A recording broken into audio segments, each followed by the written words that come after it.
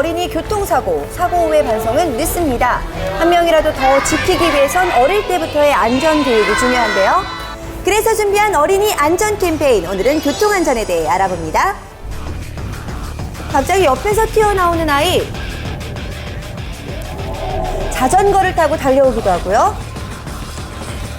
공원 쪽만 바라보며 뛰는 아이까지. 어이쿠. 뛰어나오는 속도가 더 빨라갖고 그 브레이크 밟고 섰는데 부딪힌 거죠.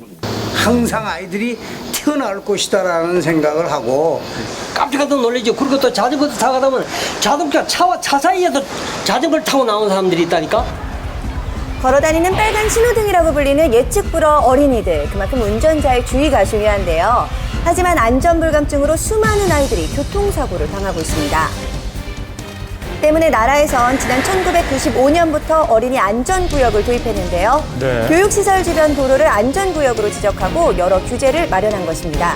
하지만 효과는 의문인데요. 매년 스쿨존 내에서 500건 이상의 교통사고가 발생을 합니다. 그중에 88% 이상이 횡단 중 일어나는 보행자 교통사고라고 하네요. 그러다 보니 안전구역이 아닌 위험구역이라 불리는 이곳. 어린이들이 가장 안전해야 할 장소이지만 교통사고는 끊이질 않고 있습니다. 아니, 딱 봐도 속도가 빨라요, 지금 차들이. 네, 가장 큰 위험 요인은 규정속도 위반인데요. 과연 어느 정도인지 긴급 점검에 나섰습니다. 4km 이제 지나간 차량이고요. 달려오는 차량의 속도는요? 46.1. 다음 차는 규정속도를 지킬까요? 30이 규정인데요. 네, 측정 다들 차량 초반에 대부분이 하고 있네요. 규정속도를 위반하는 현실. 근데 죄송합니다. 일반 도로가 60km인 줄 알고 10km 안에서 주행했는데 어린이 보호 문제는 주행이었어요. 비슷한 말들을 하시는데, 자, 몰랐다는 운전자의 말을 믿기엔 표지판이 크고 눈에 띄게 서 있죠. 그렇다면 제한 속도가 30km인 이유는 뭘까요? 보행자 충돌 실험을 보면 달리는 차량의 속도가 높을수록 치명상을 입힐 가능성이 높아지는데요. 네네. 제한 속도가 안전 방어막 역할을 하는 걸 알 수 아이들을 있습니다. 지키기 위해서 어떻게 하면 좋을까요? 일단 제일 먼저 중요한 것은 제한속도 30km면은 반드시 지켜주셔야 합니다. 아울러서 통상은 운전하면서 전방을 주시하는데요.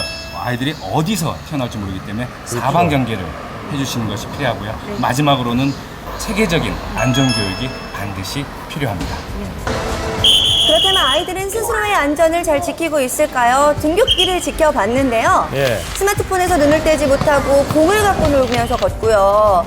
자, 무작정 뛰어서 이동도 합니다. 아이들 항상 이래요. 네, 차에서 내려서 이렇게 찻길로 걷는 아이들도 눈에 띄었는데요.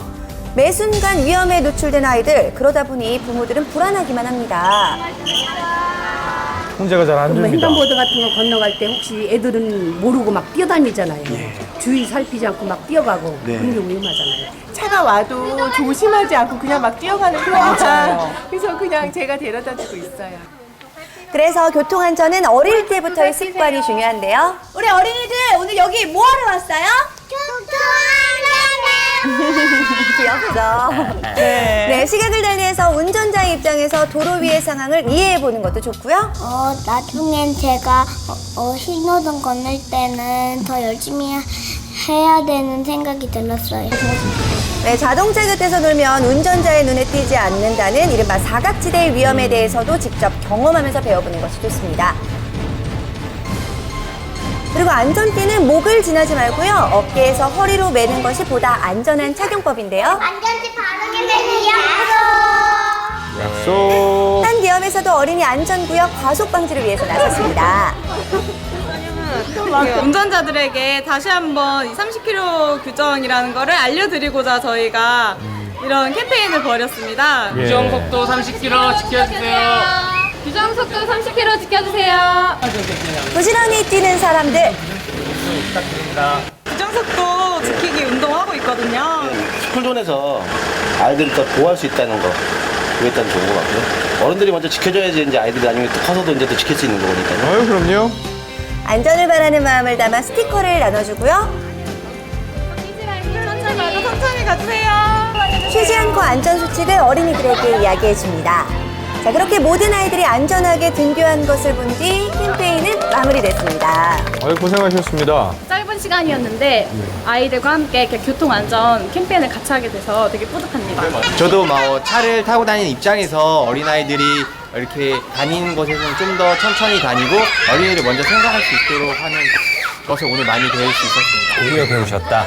네, 더 이상 사고가 반복되지 않고 도로에서 어린이가 안전한 그날까지 안전 캠페인은 계속됩니다.